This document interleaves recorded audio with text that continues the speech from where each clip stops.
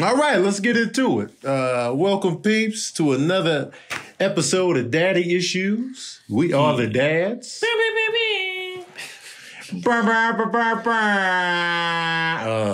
Yeah, we're back. Still on the quarantine tip. Everybody's in their respective houses. And we out here. You know what I'm saying? How was that homework you just did, Keon?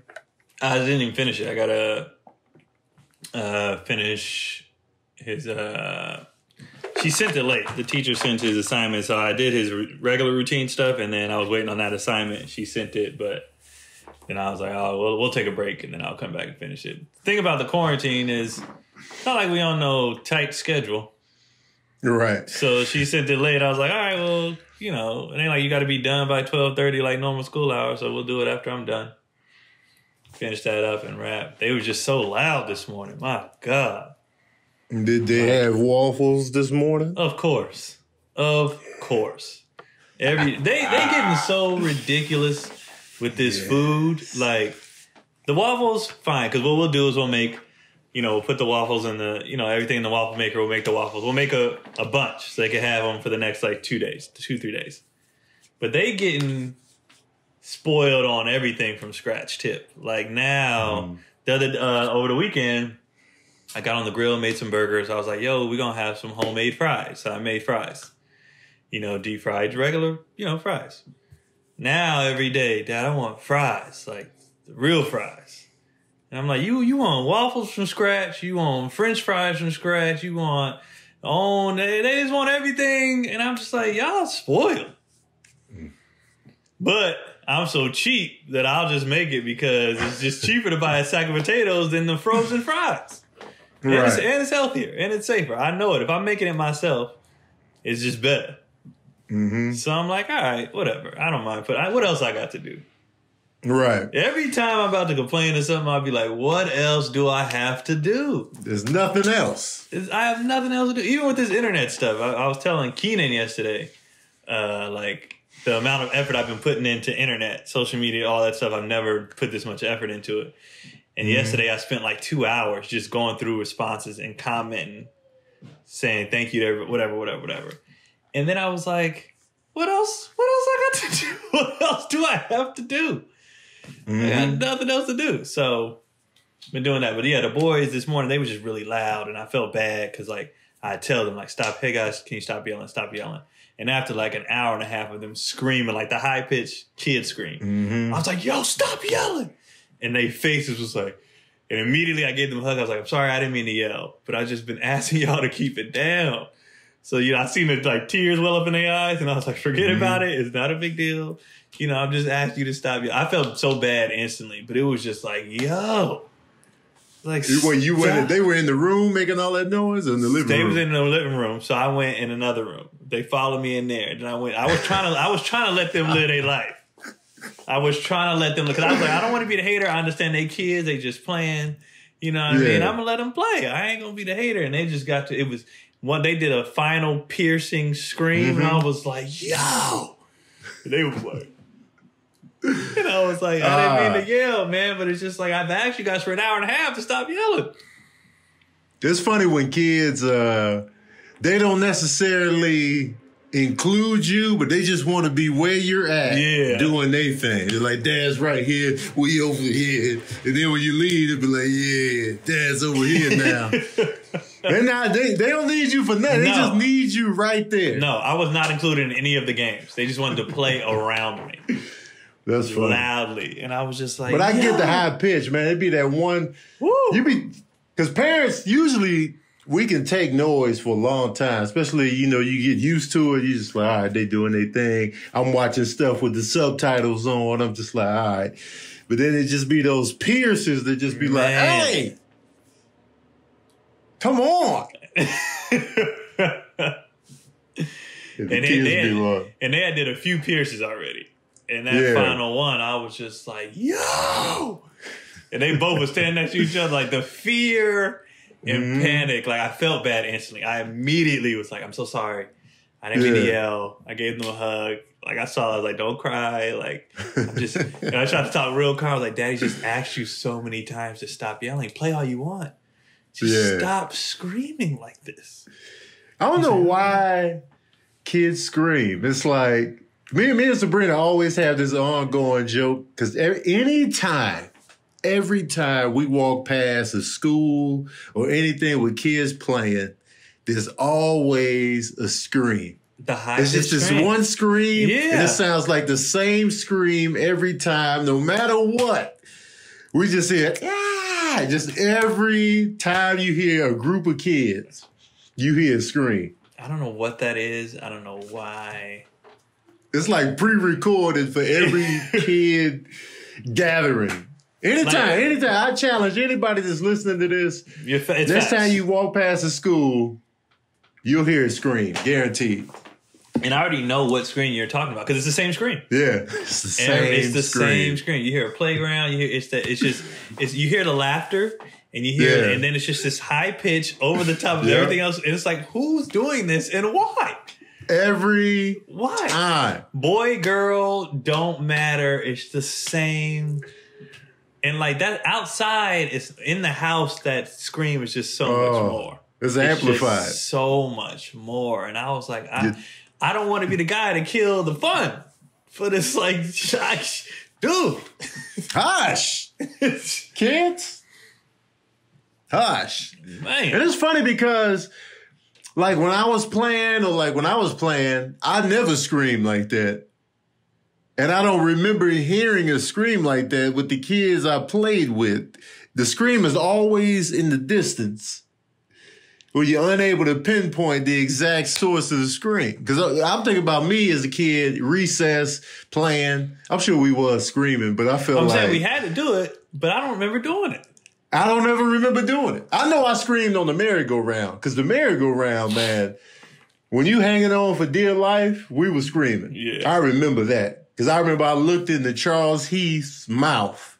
Me and him were both holding on for dear life, and he was eating a cupcake, and like he was screaming, and he just had all the cupcake particles in there, and I was just like, and I was just focused on something while my life was on the line. I was like, I'll never forget that with mad cupcakes in there. Right before I got sucked off the merry-go-round, whoo, I was out of there. But man, like I definitely remember being loud, but the high pitched scream. Mm-hmm. I don't remember doing. Like, and I wonder if it's an age thing.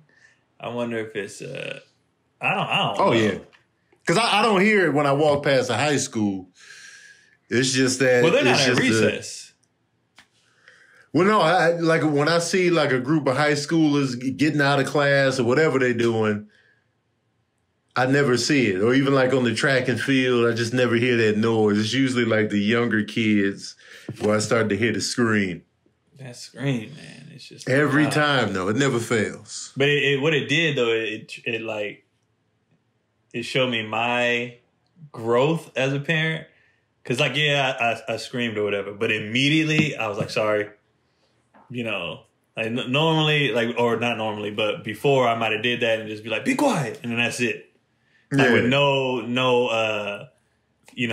actions for my actions. You know, right. But then I was like, no, I don't need to be doing that. Y'all just kids. I caught myself immediately, when before I would have just been like, and that's the end of it. Yeah. But I was like, nah, sorry guys. I always feel bad. I always feel bad for like blowing up on the kids. I feel like I didn't do it too often, but I would feel bad immediately. Like, but sometimes like, it was warranted, but I was just like, you try to give that olive branch. And it's funny because, like, when the parents used to yell at us, I could tell they felt that remorse too. They never really, like, sat in it and was just like, hush! And then there was nothing after that. Just people they come in there. I made you some waffles. Yeah, okay. It was always food after. I remember getting beat. I got beat by my granny. My grandpa... Papa had told us, stop playing in my closet. You guys keep playing. You're ripping all the clothes down. And we kept going in that closet. And finally, he had enough. and they beat the hell out of us. And then after the whooping, Granny came in and she was like, and it's lunch on the table. I was like, oh, okay. Like after the, once she said it was lunch on the table, I didn't care about that whooping no more. And I remember me and my cousin got mad at Keith because he kept crying. Like after the whooping was over, we was already washing our hands for lunch, and he was crying. Yeah. We was like, "It's food coming. What you crying for? It's over. Let it go." Right. And he was still like, he's sniffling while we eating. We was like, "It's a good time now. We got beat. That's in the past." Even though it just happened like a minute ago, we was like, "That's in the past. We are eating this delicious lunch now. Shut up." That's funny. Food does help, man. Oh, absolutely. Food is a nice olive branch to the kids. I made y'all this food in here, if y'all, you know what I'm saying. That works for couples too, older couples. You get in a fight with your spouse, and then you're like, now dinner's on the table. All right. Like, what's the scene? I still might be quiet during the meal, but I'm gonna eat. What's the scene in Lean on Me? Oh yeah, let's get something to eat. Let's get something to eat. Let's get something to eat. Man, and he went too. He packed up his little briefcase. It was funny how many times in that movie Morgan Freeman packed up his paperwork. Because he packed up his stuff on that scene, and then he packed up when Michael Beach went off on him when he had to suspend him. Yeah, and he was like. When he flipped the desk over, it was like, oh, the documents. Because that whole time, Morgan Freeman was moving his paperwork around. Because he slammed the paperwork. He was like, you will give me the respect I goddamn deserve, or I will kick your black ass. He was like, I've had enough. I feel like... Oh, go ahead. I feel like Morgan Freeman hasn't been in a role that fiery since. Where he was that, like... on 10. Yeah. I'm trying to think. I don't think. Everything else is pretty calm. Yeah, I feel like he's been calm ever since Joe He's Clark. old. But he been old. That's true. He came in the game at 63. He blew up old. You know what I liked in that movie after when he brought the teacher back? The teacher still was like, I should have never been fired in the first place. Like he wasn't like, thank you for. He was still like, hey man. I'm not here for the bullshit. Yeah, because he wasn't in the wrong at all. He wasn't. So it was just like, like, thanks, but I ain't deserve that anyway. Exactly. You ain't doing me no favors. Speaking of favors, ain't got nothing to do with favors. What's going on, Mike? Hello, everybody. So this is for kids. She had the CNN today. Right here at the... I was kind of spacing out a little bit. This is for kids under the age of 10. What do you think is the hardest life skill, in your opinion, to teach kids under the age of 10?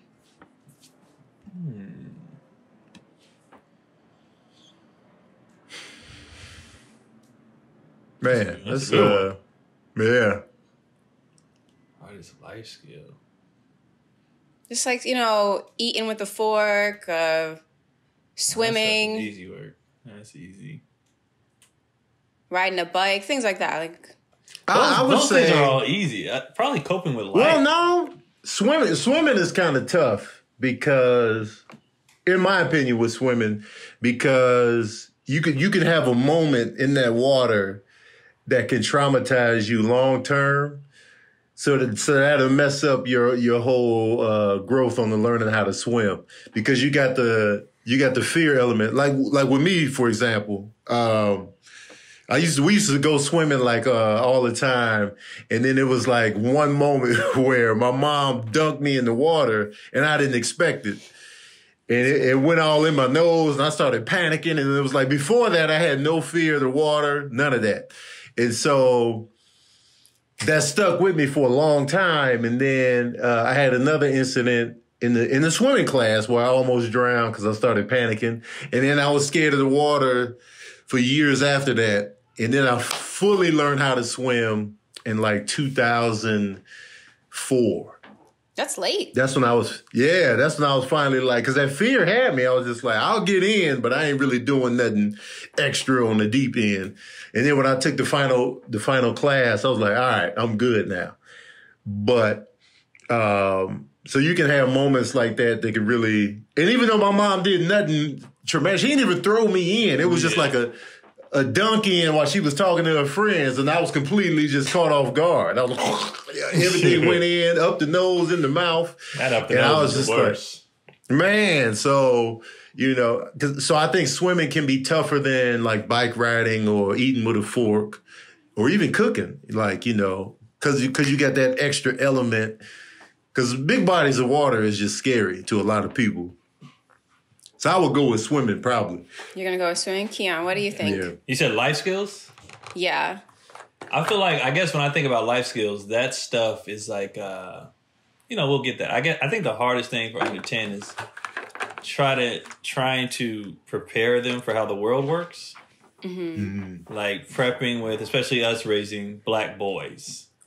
Like that's probably trying to get them to understand how life's going to be for you without, you know, making you fearful, without making you, you know, skittish or, you know, scared of everything or whatever. And also not, you know, trying to turn you into a bigot yourself, but like just like, hey man, this is how it's going to be. And that's raising, you know, black father to son and going down. That's probably something that we're, you know, we have to do every generation. And it's no that way. Is tough. It's no way to really do it. And then they have their first experience, and then it's like, all right, you know, this is how things work.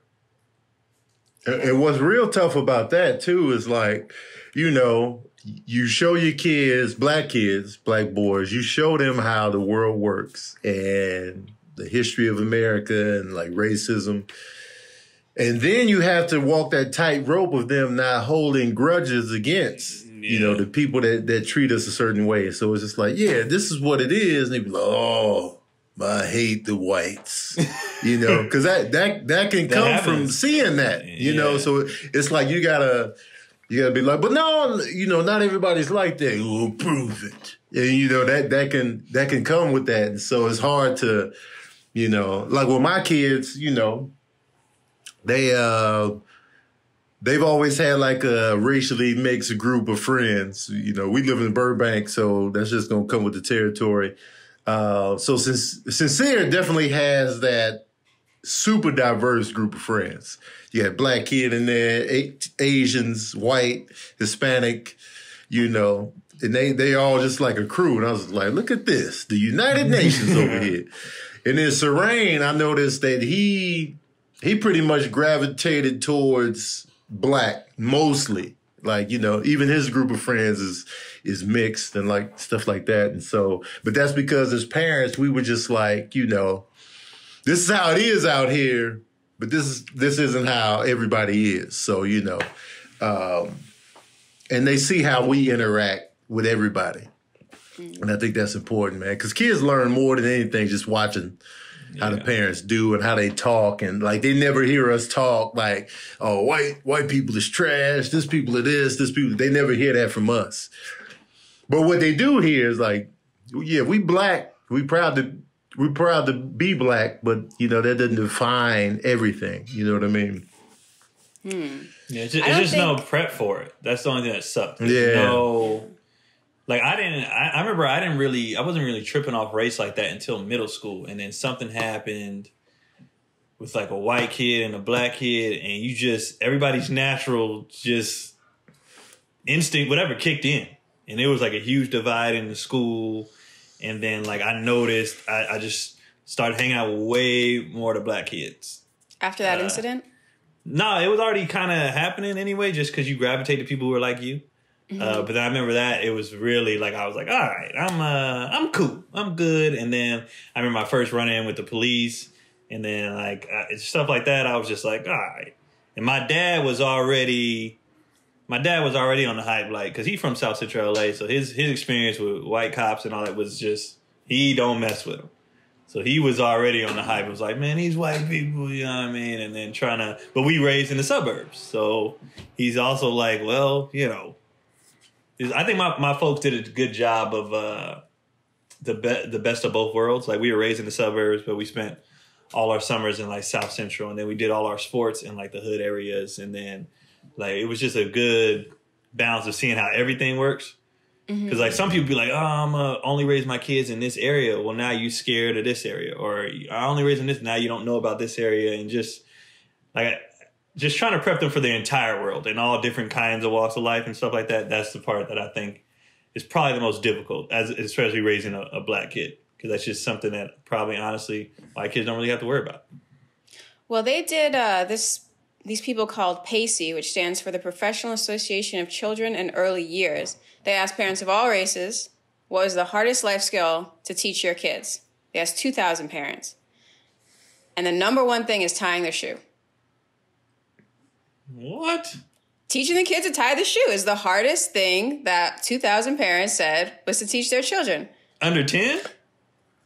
That didn't even come up for me. It didn't cross my mind. This is what makes me laugh too. Like that's why we need podcasts like this. We're black fathers and didn't even think about no damn tying the shoe because we got all this other stuff to worry about. Like when you are a black parent, it's like tying the shoe. Oh, what? Well, how long did it take to teach your kid to tie his shoe? I don't think Keon's there yet. Mine's not there yet. No. Yeah. But I remember for me, it was easy. It doesn't even register. Yeah. It just, I think they picked up on it pretty fast. I'm sure it was like frustrating and they had to get it down pat and they were just doing the makeshift tie. But it didn't stick with me enough to be like, man, teaching the kids to tie a shoe. Yeah, I'm surprised at that. I don't even remember it.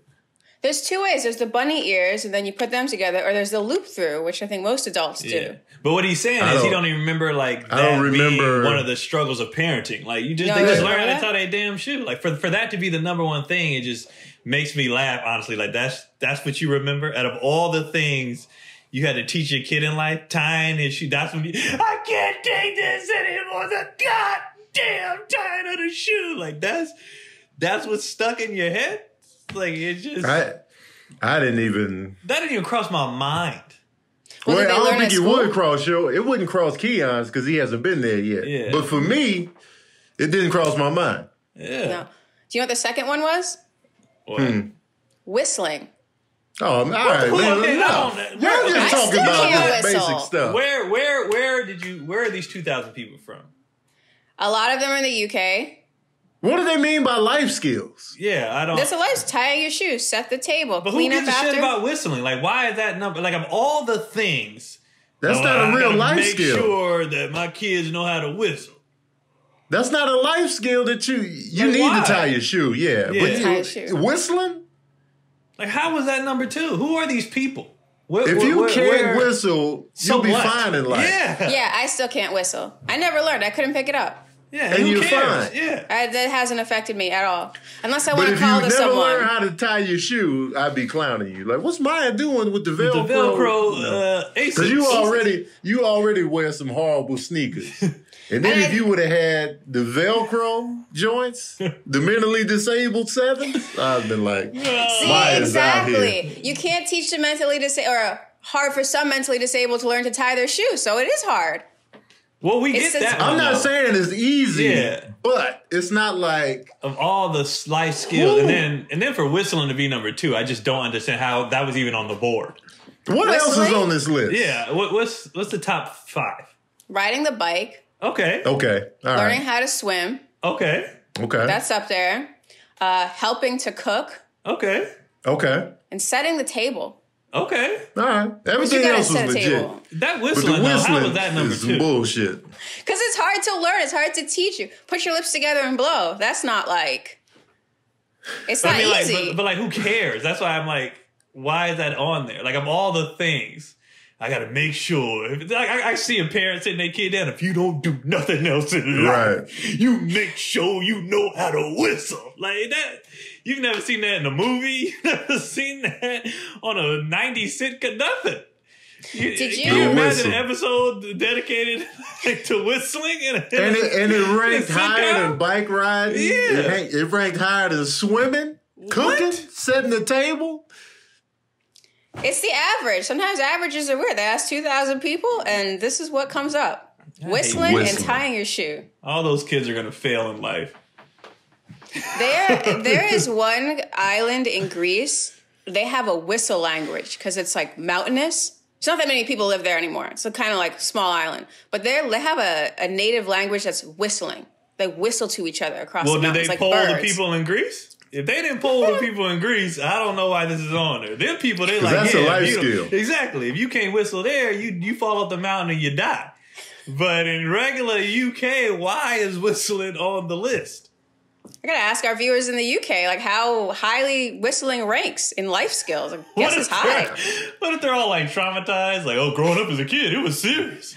If you couldn't whistle, they would beat you. You couldn't get dinner. It was terrible. Hey, man, I didn't do the study. What else you got going over there? Okay, there was another study. And so this is going to be controversial for a lot of people. But before I give the answer, I want to ask you guys, do people change? Some people, yeah. Like their temperament. It's basically referring to temperament. Do people's temperaments change? Like you're kind of like your base personality. Who you are. I don't know if that changes, but I know you can make changes knowing who you are. If that makes sense.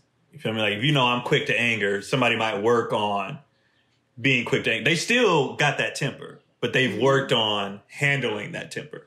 So I don't know if your makeup of your being changes, but you can course correct or fix whatever you think you need to work on. I agree with that. Yeah, definitely. Tony, what do you think? Do people change? Yeah, I think at the base we don't, but you can be cognizant of what you do. You work on it, but your core like reaction and being and how you are. Everybody that I know hasn't really changed. Yeah, in terms of like that base, you know what I mean. So if that's the question, then no, I don't think people change. But I do think people can work on themselves, and I do think people can, counteract their natural instincts. Changing at the base, no. But I've seen growth in so many people that I know. Oh, yeah. So many people. But the actual change, no. You're both correct. A study funded by the National Institute of Health and published in the Proceeding of the National Academy of Sciences find that infant behavior and temperament remain steady into young adulthood. So they followed all these kids from 4 months to 26 years old. And they were able to predict, based on their temperament as babies, how they were going to act at 26. It's basically from one kind of temperament called behavioral inhibition. So that's like if a baby doesn't like new people and new things very much, those same ones that didn't like new people and new things as 4 months old, at 26, they were more likely to be reserved and less likely to be dating. Oh, wow. That's a long study. Yeah. They're right. They had to study that for 26 years. Well, they checked in. They followed them for about a year when they were babies. Yeah. They checked in when they were 15, and they see, okay, some people worked on themselves. Their parents encouraged them to go out more and be more active, more extroverted. And those ones you were somewhat normal by, 26. I'm not saying normal. There's nothing wrong with being introverted. I'm very introverted. But they were able to keep like a normal life, have a boyfriend, a girlfriend, all these things. But the ones at 15 who didn't have that additional parenting pushing them out there, when they were 26, they were more likely to be very introverted and keep to themselves. Is that crazy? That's wild business right there. I don't think it's crazy, though. I get it. Like, I get, people, you talk to parents, they be like, man, you've been like that since you was 3. Like, it's just how people be. I just think some people, work on stuff and some don't. Like, I'm never not going to be easily irritated. It's just my reaction to it. That's never not going to happen. But I can control my reactions to things.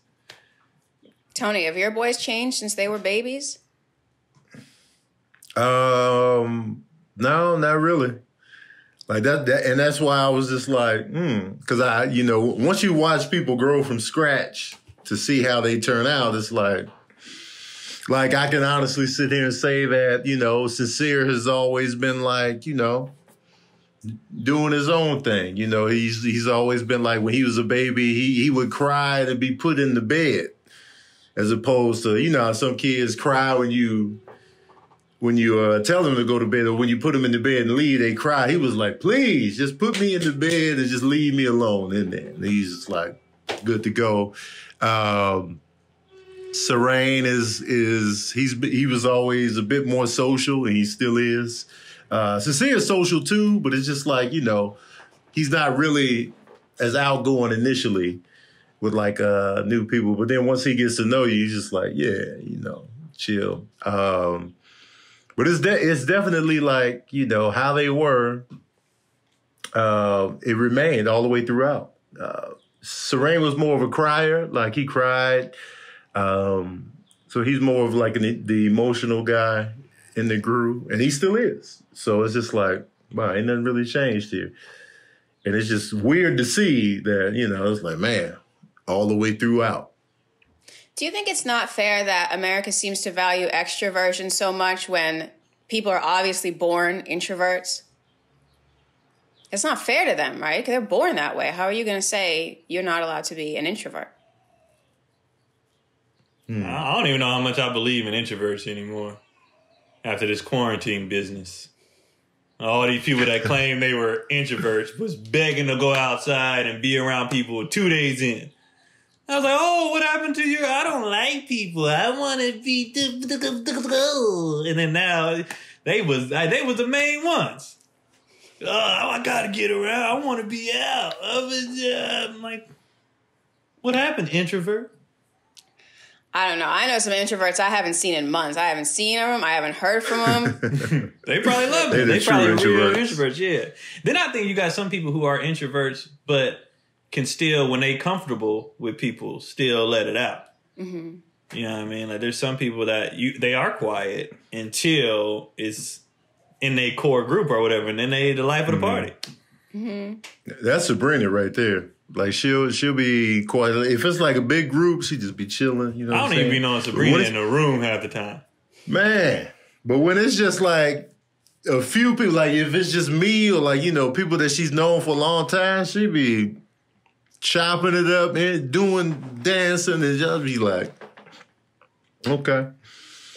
Me, like I'm fine either way. Yeah. Like I could be in a cave for 6 months or I could be on the streets for 6 months. It's just like, all right, whatever. But I do know that, you know, people just get on my nerves. Sometimes I just need to be like, hey, can you just leave me alone for a second? And I don't feel the need to always have to talk. Mm-hmm. I'm perfectly fine just sitting there in silence and not feeling the need to be like, so, I'm just like, just hush. It's fine. Yeah, I get it. Because me and Tony are similar in that way. Because like people would be like, Kakati family would be like, he don't talk. Or he don't like us. He's quiet. And it's like, I'm not quiet. It's just, I don't need to be, like, right. I can do that. If we turn up, we turn up. But at the same time, I don't mind being left alone and by myself and chilling. That's fine. I can do either way. Either way works. And y'all have always been like that? So your parents say you were like that since you were a baby? The only person I've ever seen from baby to, now outside of my kids is my brother. We're only 16 months apart. So my brother, I watched him grow up. But who he is now is who he always has been. Like he's always been, but he's one of those, he could play video games for 48 hours straight. But also, we go into a party at midnight. He'd be like, "Oh, let's go," and he's in it. So, but like, even as a kid, he would be like, he could go in his room, close the door, and play his imaginary toys for hours. But if the whole neighborhood was outside, he was like, "All right, I'm in. What we playing?" He sounds like me. And like he was always like, he works on computers now for a living. As a kid, he was always tinkering with the remote, like doing like everything he did as a kid. He do now. And like for me, I was like sports, extroverted, out, and then that's what I did my whole life, was just crack jokes and play sports. And then I had my times when I wanted to be by myself, just watch TV, watch my shows, not be bothered. And other times I was like, yeah, let's center of attention. And I will say this about myself, though. I've changed. You know, not my basic core is still the same, but like I have changed in terms of I used to be shyer as a kid than I am now. I'm still a little shy, but not as much. So I really fought through that shyness, and then and then like trying to figure out like really what I wanted to do with my life. You know, that took, you know, because the people that knew me, they could probably see in me like, yo, Tony's funny. He'll be, you know, a star or whatever. But I'm like, no, I gotta, you know, I'm gonna be a fireman, a teacher, a baseball player, just random stuff, trying to grab something off the shelf. But it was never like, you know, Tony was always performing. Like, nah, I'd be quiet in the corner, cracking jokes here and there in the corner. But like, when I had to talk in front of the class, you would have never thought that I would be a comedian, you know, because I was sweating bullets, getting up there like, you know, fumbling, all that. So I've definitely changed in that regard. Like I would have never thought I'd be a stand-up comedian. I mean, it's a really interesting question. I would like to hear what other people think about their kids. If in the comment section you let us know, have your children changed, especially if you have children that are in their 20s? Like, how different are they from the time that they came out? Because my brother tells us, he's like, the three of you have been the same since you came out. And I don't know if he meant it as an insult or what, but he's much older than us. He's like, y'all just act the exact same, which is, for some of us, good, and some of us not so good. So you were doing acid at 3? That's what you're telling us? I was thoughtful. My mom said I only cried twice in the first 6 months. She said, you were just chilling. If something was wrong, like my diaper hadn't been changed for like a long time, then I would cry, but twice in the first 6 months. Did you have baby Asics on? Like the little baby? I was comfortable. You definitely had those big white shoes. I know you had those. Why would you give a baby shoes? Babies don't need shoes. The big hard bottoms, white ones that babies used to wear, them shoes was trash. Babies don't need anything. You know what I'm talking about? Yeah, absolutely. The baby shoes with the hard, and they were hard. So hard. Why are you putting kids But they were hard. They were hard to help with the kids' balance and walking. They purposely made them like that, but they were hideous looking. Woo. Yeah, I remember those shoes. No, just put them in a cloth diaper and send them on their way. Some countries don't even put them in diapers. It's just, there you go. A perfectly fine way to raise a baby until they're like 1, and then you gotta... Shit, you ever cleaned up poop and shit off of a floor? We were going to do this, but you weren't here. The way they potty train people in different countries, because it completely changes. And I definitely think there's a pamper conspiracy to keep American babies in diapers longer. But then Keon, you were out for that week. So we're like, okay, we're going to do this in a week that he comes back. And then Corona came through. But a lot of places, they're potty training them at a few months old. Like the Chinese, they put them over the sink or whatever, and they just make a sound like tss, tss, and they know to pee. In Kenya, too. Yeah, we're going to have this whole thing. Because I'm like, this is a conspiracy. Because our kids are in diapers until they're like 2.5. And if you go back to, like, books of American parenting from the 1940s, they say the same thing. It's like, you can put them over a sink and go, tss, tss, and they'll pee at 6 months. I've never heard that. I wish somebody would have told me that. I would have tested it out. But then who got time for that? It depends if you're in a village. How often kids go to the bathroom? Well, that's the thing is they don't have to. They don't have to. They can hold it. I don't think kids went like super often. Like growing, like, you know, raising the boys, I don't remember them going to the bathroom crazy often. Like I watch how many times a day Keelan runs to go pee. Now that he's, you know, he can go take himself.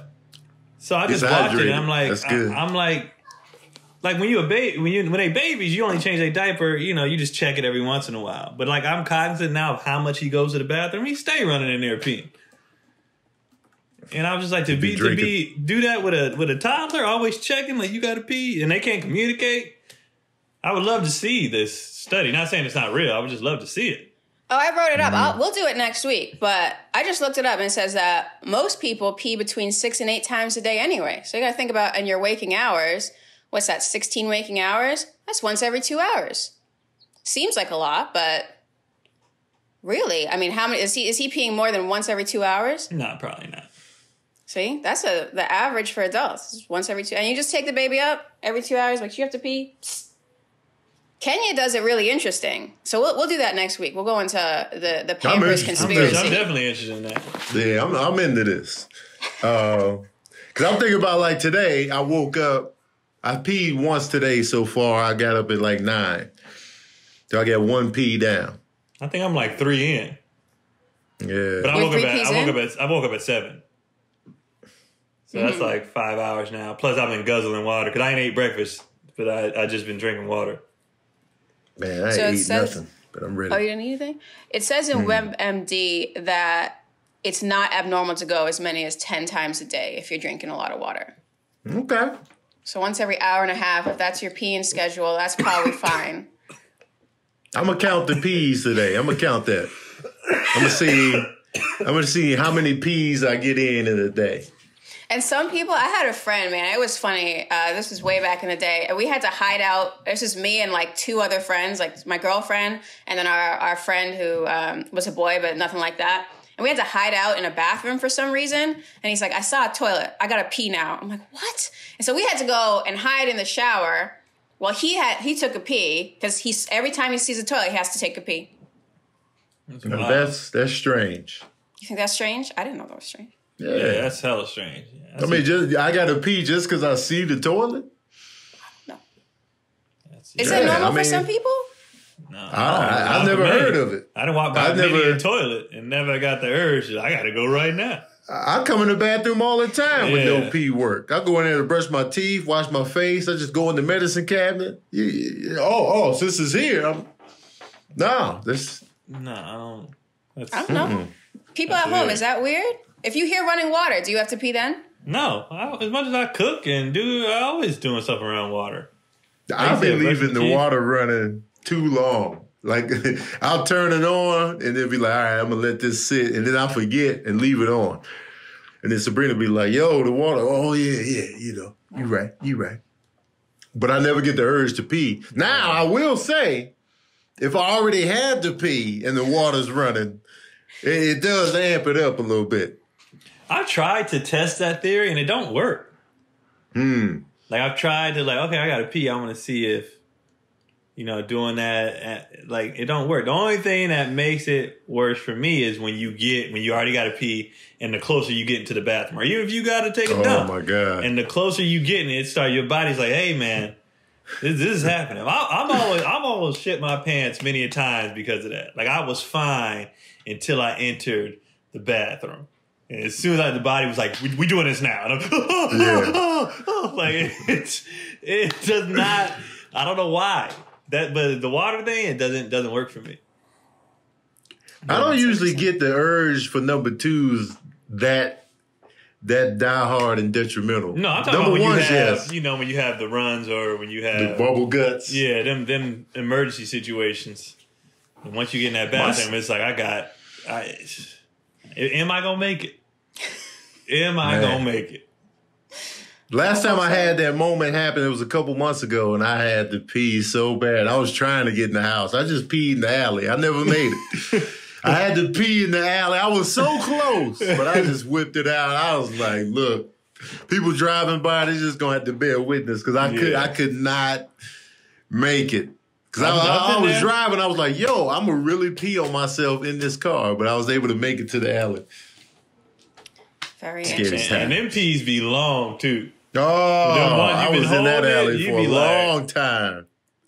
There was a river runs through it in that alley, and then you can physically feel your bladder draining. You're just It was fantastic. It was fantastic. Did you have your hand on the wall? Man, it was like a pole right there in the little power line joint. I was watching it run down into the community. I was like, I'm sorry, guys. I hate when I pee outside in the stream. V-lines back towards me. Like, just go that way. I was peeing that way. No, I wanted to say one more thing. You got one foot up in the air, like, hold on, wait a minute. Wait, I don't want it. I don't want the pee on my shoe.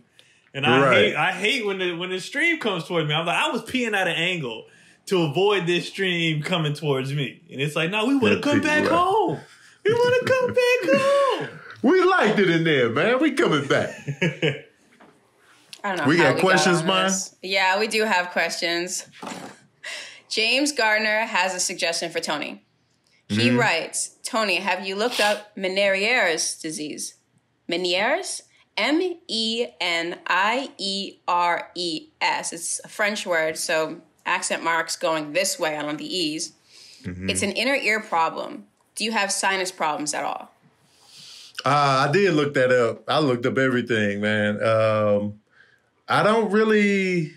The thing about sinuses is sometimes you're not really aware that you have sinus issues. You just kind of like, all right, you know. It's always like, I feel like one nostril is more clogged than the other. But I thought that was like normal for everybody. Well, so I can't really... Yeah, so it's like, and sometimes it's more pronounced than other times. Like it's really clogged, and then it'll switch nostrils, and then you know.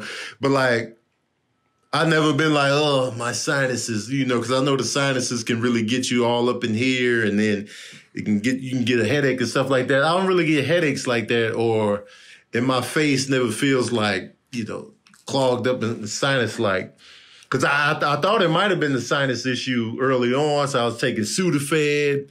And like, because I would ask people, she's like, yeah, it was my sinuses. I would get dizzy. I was like, oh. So I was trying Sudafed, but none of that worked. Do you have any idea what it is? It's come back, though. Nope. Every time I think I got a bead on it, I'll be like, oh, it was this. And then it'll come back, and I'll be like, I thought it might have been my vitamin D. Got my vitamin D right, still get it. You know, I thought it was, it's definitely connected to my ear. But, you know, people always say it's vertigo. But I was like, what causes vertigo? Like, you know, it's always that. So, and then I think it's salt related, you know, because if I have like something that's heavy in salt, I'll get like woozy a little bit, you know. So then I thought I nailed that, you know. And then now, you know, I don't really eat like salty stuff like that. And it still comes on occasion. So I'm just like, what is it? That's the annoying part, like not knowing. If I know what causes it, and they'd be like, all right, you got to stick with this the rest of your life, but this is what causes it. I'd be like, all right. Now I know what to avoid, what to look out for, what's going to cause it. But not knowing, so annoying. It's frustrating, man. I'll be wanting to cry, man. I'll be like, man, especially for the bad ones, I'll just be like, because the helplessness of it all, you just be like, man, I just got to take it. Especially if I lose work because of it, forget it. I'm done. When's the last time it happened to you? I was woozy today.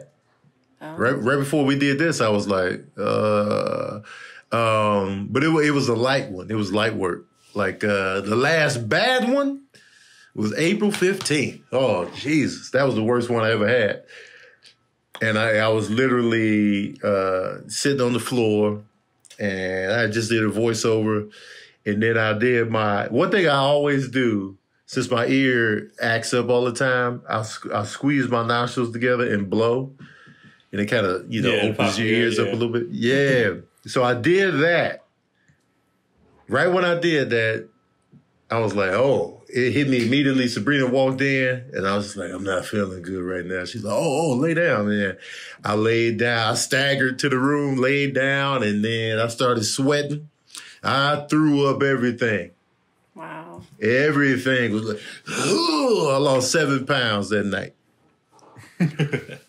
Terrible. I was like, oh, God, no. And then I forgot to even take the meclizine I had in my bag. You know, that's for, you know, nausea and dizziness. It's for that. I forgot to even go over there because I'm not a medicine guy. And I was just... I feel that. I will avoid medicine at all costs if I can. And the thing about the meclizine, I'll take it as a preemptive strike. Like if I'm doing a weekend in a certain city, I'll be like, I'm taking everything. I'll take all the pills before showtime just because I don't want to have an episode while the show is going on. So I'll be like preemptive McGee. Anybody that's been on the Keon seen me with the pill, I'll be like in the green room or whatever, just as a preemptive. But at home, I don't do any of that because I'll be like, well, if anything happens, I'm going to just lay down and take it. I always thought it was just vitamins. I didn't know what you was taking. Yeah, it was like, it's vitamins, black seed oil, vitamin D pill just once a week for that. I would take a meclizine just as a preemptive if I feel a little weird. And it was another one I was taking, and I'd just be like, boom. Yeah, just in case. And usually when I do the preemptive strikes on the road, I wouldn't have an incident. So it's weird, man. I don't know. I was like, Tony's an addict. He's popping pills. I was like, maybe he's popping Viagra. He wants to do the show fully realize, as he said. He let the whole crowd get a good peep of this. I took a Viagra type pill one time. I've never taken anything. I want to. It was called Blue Chews. And it didn't work. I've always wanted to try one just to see what it does. Like what? Yeah. Like is it what they say? But then I heard if you take them, like it can mess up how you are naturally. Mm-hmm. And so I've always been scared to take them because I'm ready to go McGee. So I was like, I'm getting older. I don't ever want to lose that. So I don't want to mess with it. Yeah, I took one, man. I was like, let me try this, because, we knew the threesome was going to happen. So I was like, let me make sure, Took one.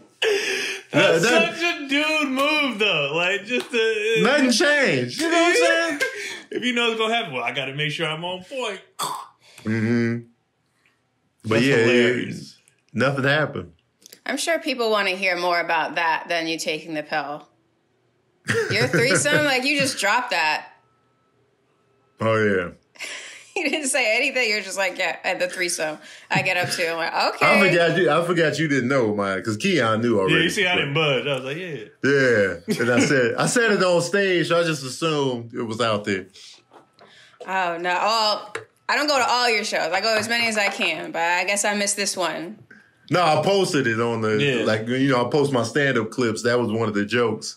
Because the joke was I still had my shirt on. Because I was self-conscious. I would just leave my shirt on, guys, if that's okay. We have a question from Michael James. He says, I graduated college 2 years ago, and I want to do two main things. Start a business and raise a family. I want to start a nonprofit in my city of Detroit so that it'll get the help that it needs, but I also want to raise my own family, something very near and dear to my heart, especially since it'll be my own. And he wants to get a chance to be the dad that he never had. I feel like doing both would take time away from the other, and I don't want to do that. I want your honest opinion about this. Take care and stay blessed, y'all. Much love. So what should he do? The question? Basically, he wants to start a nonprofit in Detroit, but there's not much money in that. And he also wants to start a family, which is going to take a lot of money and a lot of time. They're both going to take a lot of time. What should he do? I can't really speak on the nonprofit world because I don't know. I've never done anything like that, so I wouldn't know the work it takes. I'm sure it takes a lot of work and a lot of time, but I can't really speak on, the nonprofit, game like that. But a family. But I do feel like you can have a family and do other things. I do feel like that can coexist. It's gonna be tough, of course, but I feel like you could do both. I feel like you don't always have to sacrifice something just to start a family. Which is what most people say, and it's gonna be small sacrifices, I guess. But I always go back to, you need that village. You can do what you want to do, but you do need the village. You need family member, the babysitter, the husband or wife. You need all that to do what you really want to do. You need the village because it's hard. It's hard to give your all to stuff without some kind of help. But it's possible. It's definitely possible. Yeah. My friend just had a baby, and she's like, do not have a baby until you're done doing everything you want to do because it's going to take up all of your time. Is she by herself? No, she's a husband. I feel like, you know what? Sometimes it's hard to obviously we give everything from a dad's perspective because we're dads. But when I hear mothers talk, it is it's certain stuff that they carry with them that we just don't carry. Like, the reason why they feel like they never have time because they feel guilty if they do stuff for themselves and not giving all to the baby. And it's like, you don't have to give all to your kids. Like, I hear a lot of moms say, like, we've talked about how moms be exaggerating, but it's like, because they feel this, like, I'm neglecting my kid. Not because you went to get your nails. You're not neglecting your kid because you took an hour for yourself. That's why you have two parents in the home. Take a break. Leave them with dad for the day. Take a day off. And don't feel bad about it. Your kids will be fine. They're fine if they don't have you at their beck and call for a while. They'll be fine. Depends what dad does. Yeah, if dad has time. But get on his ass. Like, some of these dads, like I see a lot of, wives complain about husbands or whatever doing nothing. Well, make them do. You're not putting that, you do it yourself, or you take that guilt and you're like, well, I'll do it. But he here too. He's supposed to be, it is a 50-50. He's supposed to be pulling his weight. A lot of people be taking the L. They'll just be like, well, that's just how he is. No, that ain't how it's going to be. People like, that's just how he is. He don't do nothing. You can't allow that. You can't allow somebody to be sitting there and not helping you. Because some people really just, that's just who he is. He just doesn't do it. Like, well, he needs to. Yeah. And a lot of times with dudes, it's like, it's not that he won't. It's just like, if he ain't got to, he gonna chill. Right. Most dudes are comfortable doing nothing. We like chilling. We like doing nothing. So a lot of dudes, husbands, boyfriends, whatever, if you don't consciously be like, yo, I need you to do this. Like most time, if I'm sitting, last night, I was watching the Bulls thing. And Kendrick said he wanted seconds, and Cotty was about to give him some like nuggets or something. But he had like spinach, rice, and chicken for dinner. So I was like, nah, give him more of the spinach and rice. She was like, well, I don't want to recut it up. I was like, okay, then I'll do it. So I got up off the couch and did it because she just didn't feel like it. And I was like, that's fine. I'll do it. But had she never said, well, then you do it, I'd have been like, I ain't moving. Like, so sometimes you got to be like, the husbands, they'll do, dads will do. I mean, obviously there's some dads who are just naturally more, I want to make all the kids lunches and read them books, and I want to do. Some guys are like that, but most of them be like, unless you give me a little kick, I'm just gonna be sitting. Yeah, put the foot on the neck. Yeah, put the foot on the neck. Some of these dads work like 12-hour days. I know in the industry, some dads are gone for weeks at a time. They just get a job on a movie, and then they're gone for a show. I mean, I'll be gone weeks at a time. That's facts. I've been gone weeks at a time, but I'll put the extra effort in when I'm here or whatever. But like, I just wish moms, and I know it's probably nothing they can do about it, but I wish they wouldn't carry that guilt. And that, I see that a lot. And just I see it a lot. They're fine. I left them with my mom for the weekend. Okay. You're doing a great job. Yeah. They just be panicking in their own minds. They be kicking their own ass all the time, and it's like you're fine. So if they don't breastfeed him one time, they think the baby's going to turn the they be like, I'm failing as a parent. It's like, no, you're not. Like, you are allowed to do stuff for you. You are allowed to take a break. You are allowed to just let them do their own thing sometimes. It's fine. They're fine, and they're gonna turn your back on you anyway. Like, kids, I feel like obviously kids need us, right? Like that's a given. But I think parents think they need us more. We don't give them enough credit of stuff they can either do by themselves, or they don't want us around sometimes, or they don't. Like when I walked in the other day, it was like, hey, what y'all playing? And Keelan was like, get out. I was like, why am I going to sit here feeling guilty for not playing with them? They didn't even want me around. Right. So I'm not going to sit there and sulk like, I'm not giving them all my energy. Sometimes they don't want my energy. And that's fine.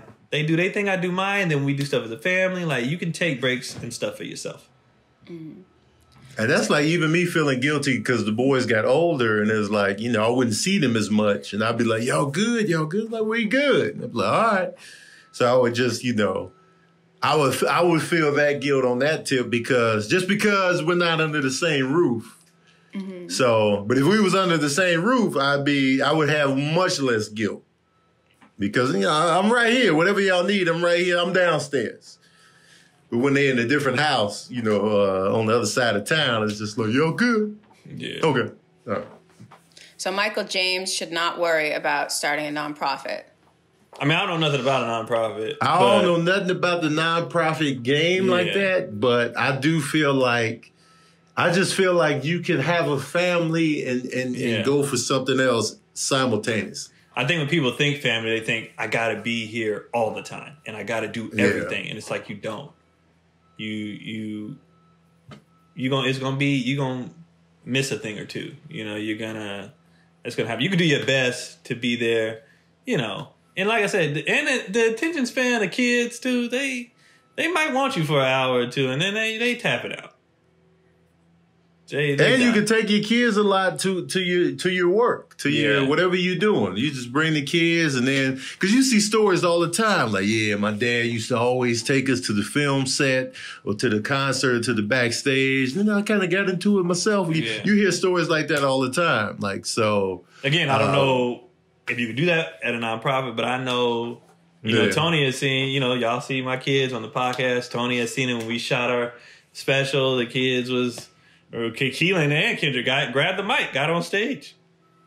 Like they be with it. I bring them along with me all the time, and that's still quality time. I think people think too, quality time is a certain thing. If you go to the store, sometimes I'll be like, I'm going to the store, and Keelan be like, I want to come. All right, we just going to the store, but that's still quality time. He's still hanging out. The little chats you have in the car, the little chats you have. You know, when you're in the store, when they see something they like, you know, it's so much little stuff that goes on. You don't have to beat yourself up over not doing any and everything all the time. The little stuff, sometimes Kendrick sat on me today and he just wanted to sit on me while we watched TV. I wasn't doing nothing. But he's just like, but I'm chilling with my dad. And that's it. You don't have to, I think people put in their minds, like, you know, they beat themselves up just way too much as parents. Like, you're doing fine. Yeah. We have one more question. This is from Kendrick Brown Jr. Kendrick, great name. Kendrick Brown Jr. He says, I have a problem when I get on stage. I start having hiccups and I can't stop. Do you have any advice? Take Viagra, man. That's just my advice for everything. I have nothing doing nothing. Viagra, clearly. Yeah, hiccups? I don't know. Man, I ain't had hiccups in years. You take a straw and you drink and you plug your ears? Have you tried that? I don't really get hiccups like that. Too. Yeah, I used to just drink water and that was fine. Yeah, drink water real fast and it would go away. You never had hiccups that don't stop? They just don't stop? I don't think so. I don't remember. I'm sure I did, but I don't. Not as an adult and not on stage or anything like that. Like stage, I don't. I haven't had the hiccups in years. Like I get his nervousness with the hiccups. I got nothing for that. I always thought water did the trick, man. Every time I had hiccups growing up, water, and then I was good. Remember when people would be like, you got to put the paper towel over the water and drink it. The remedies people would have for hiccups. You got to get scared. You got to go outside, tap a tree. I heard the scare. Yeah. You got to go outside, pee on a tree, all right, rub it real fast, tap it on your throat. You stop the hiccups. Like, it's always some crazy-ass remedy. I don't even know what the hiccups really are. What is that from? What is that? I don't know. I know if you drink too much, sometimes you get the hiccups. Let's see. I never knew what they were. It says causes eating too quickly or swallowing air along with foods. Irritation of the diaphragm. But you don't get them, so. Yeah. But as a kid, I used to get them a lot. Food down, and it's probably from that. Yeah, it says irritation of the diaphragm can do it. Because I know Keelan, I can't remember him having hiccups, but Kendrick's had it a few times, but he eats rapidly. Mm-hmm. Like he stuffs his mouth, he eats fast. I'm like, slow down, bro. So that makes sense why he's got him more than, because he had him like a couple weeks ago. And he don't get it often, but I was like, I don't remember Keelan really having hiccups. So I wonder why Kendrick Brown is getting these just stage induced, like nerve induced hiccups is wild. Well, it says on Mayo Clinic, the irritation of the vagus nerve or phrenic nerves, which serve the diaphragm muscle. So maybe it is a nerve thing. I ain't never heard of the nerves, by the way. I ain't never heard of the nerves. I didn't know what they were either. All right. Yeah, but even though that's what it is, what is your body doing? Why do that? Yeah, why are you like why is like that what's happening there? You know what I mean? Oh, I don't know. I don't know why that happens. Just that it happens. Yeah. Sometimes it hurts too. Yeah, like you get a hard. You're like, oh Jesus, man. And let me tell y'all something. When I had that bad dizzy spell on April 15th, I was so relieved that the throw up was smooth. Like, cause you know when you get those painful ones, when it comes, you like, oh God, it's like you get stabbed in the chest. I was thankful that everything was. I don't know if it's because I've been drinking a lot of water, so it was like a smoother. But man, the relief. Cause those chest stab ones, you be like, please take me now. Or the ones you contract so much your abs are sore the next day. Oh. Like those are like when I got seasick on that cruise, my throw ups was smooth as hell. Man, like, it was no ab soreness, no chest soreness, no. I would just be like, oh, I got to do it again. I would go in there and then go lay down. The relief after, like when you get a good one, you be like, yeah. I'm so calm with that stuff now. It's just like when I was throwing up on the ship, I would get out of bed. I was like, and I would just lean over the toilet, do it, and then lay back down. I'm so when it comes to. I'm not the baby when it comes to, the sickness. Some people are like, take care of me. I just be like, damn it. Like the last time they see me sick, we had a game night. I just did the game night.